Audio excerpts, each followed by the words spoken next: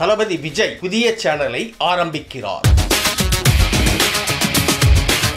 நடிகர் விஜய் சமீபத்தில் தமிழக வெற்றி கழகம் என்ற அரசியல் கட்சியை தொடங்கியுள்ள நிலையில் அடுத்த கட்டமாக அவர் தளபதி டிவி என்ற தொலைக்காட்சி சேனல் ஆரம்பிக்க இருப்பதாக தகவல் வெளியாகி உள்ளது.